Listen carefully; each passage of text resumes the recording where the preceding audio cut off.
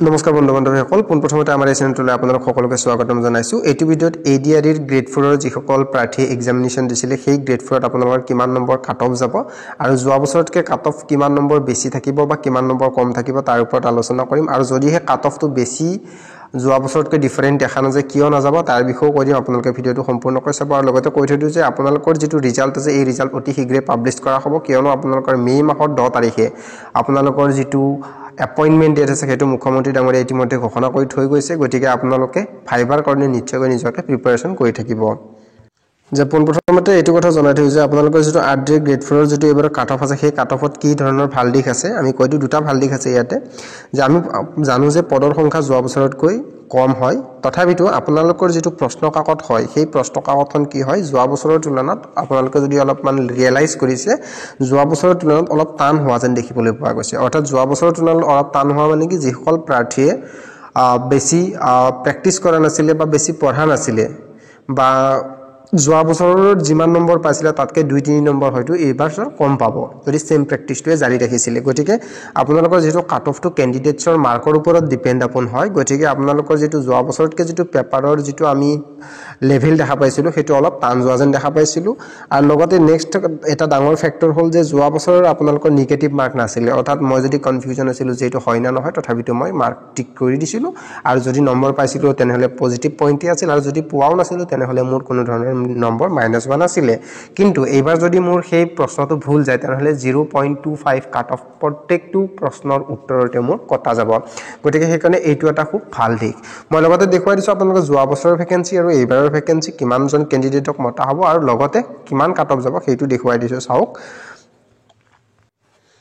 যে পোনপ্ৰথমতে আমি যদি 2022 চনৰ যেটো ভ্যাকেন্সি খোলা দিছিলে আৰু 2024 চনত যিসকল প্ৰাৰ্থীৰ এপইন্টমেন্ট হৈ গৈছে হেতু বিষয়ে যদি আলোচনা কৰো তেতিয়া আমি যদি আৰ্ডে গ্ৰেড 4 ৰ বিষয়ে চাবলৈ যাও 13300 টা পোষ্ট আছিল আমি সকলোৱে জ্ঞাত যেহেতু এটা পোষ্টৰ বিপৰীতে দুজন প্ৰাৰ্থী মতা হয় গতিকে ক্যান্ডিডেটস ভাইবা টেষ্টৰ কাৰণে কিমানজন ক্যান্ডিডেটছক মতা হৈছিল 26600 ক্যান্ডিডেটছক মতা হৈছিল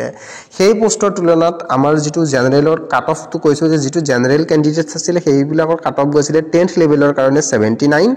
আৰু জেনাৰেল উমেন ডব্লিউ মানে উমেন হয় 68 গৈছিল ঠিক তেনেদৰে ক্লাছ পেপাৰ 8 ৰ পেপাৰখনত 74 61 এনেকে যোৱা দেখিবলৈ পোৱা গৈছিল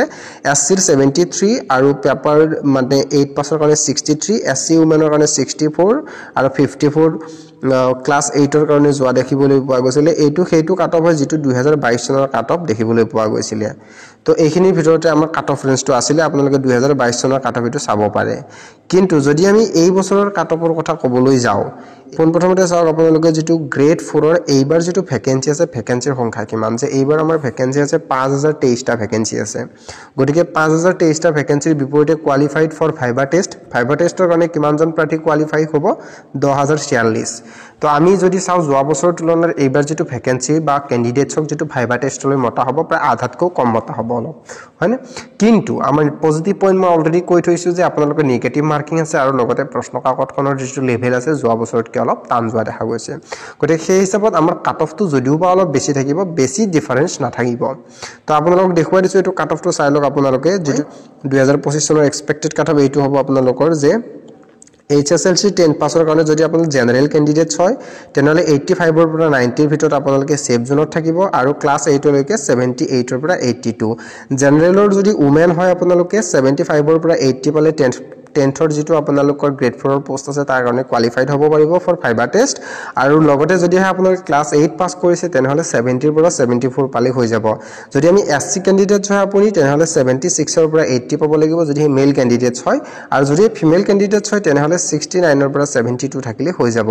যদি আপোনালোকে এসসি উমেন হয় তেনেহলে আপোনালোকে 68 ৰ পৰা 72 পাব লাগিব 10th ৰ কাৰণে আৰু ক্লাছ 8 ৰ কাৰণে আপোনালোকে 60 ৰ পৰা 65 পালে নাম আহি যাব ঠিক তেনেদৰে এসটি প্ল্যানেৰিয়াৰ কাৰণে আপোনালোকে 78 ৰ পৰা 82 আৰু যদি ফিমেল আৰু যদি আমি ক্লাছ 8 ৰ কথা বতো তেনেহলে 66 ৰ পৰা 70 STPW অৰ্থাৎ উমেনৰ কাৰণে যদি চাও আমি 68 ৰ পৰা 74 10th পাছৰ কাৰণে যাব আৰু 8 পাছৰ কাৰণে আপোনালোকৰ যাব 56 ৰ পৰা 60 ঠিক তেনেদৰে ST হিল ক্যান্ডিডেটস যদি হয় আপোনালোকে 69 ৰ পৰা 72 ধৰি থওক আপোনালোকৰ ক্লাছ 10th ৰ ভ্যাকেন্সিৰ কাৰণে আৰু 32 ৰ পৰা 37 only 32 to 36 পালে হৈ যাব আপোনালোক ক্লাছ 8 ৰ ST হিল উমেনৰ ক্ষেত্ৰত 60 পৰা 63 পাব লাগিব আপোনালোকে 10ৰ বাবে আৰু যদি আপোনালোকে ক্লাছ ৰিড আপ টু আপোনালোকে যে 8 হয় যোৱা বছৰ টোটেল ক্যান্ডিডেটস সকলে ইয়াতে মানে কোৱালিফাইড হৈ গৈছিল যিসকলে পাস কৰিছে সকলোকে কোৱালিফাই কৰি দিছিলে কিন্তু তথাপিতো আমি মিনিমাম যদি ধৰি থওঁ 25 পৰা 30 তাৰ ওপৰত যোৱা দেখা নাযাব OBC MOBC যদি আপুনি হয় আৰু আপুনি যদি 10ৰ কাৰণে এপ্লাই কৰিছে আপোনালোকে 80 পৰা 84ৰ যদি ভিতৰত আছে আপোনালোকৰ নাম অহাৰ চান্স খুবেই আছে আৰু যদিহে আপুনি 8 কৰিছে প্লাস তেনেহলে আপোনালোকে 66ৰ পৰা 72 ভিতৰতে দেখিবলৈ পাব OBC MOBC যদি উমেন হয় 66ৰ পৰা 70ৰ ক্ষেত্ৰত হলে হ'ব আপোনালোকে 10ৰ কাৰণে আৰু ক্লাস 8ৰ কাৰণে আপোনালোকে যেটো আছে 56ৰ পৰা 60 পালে হৈ যাব আৰু যদি EWS ক্যান্ডিডেট হয় তেনেহলে আপোনালোকে 78ৰ পৰা 82 পালে হ'ব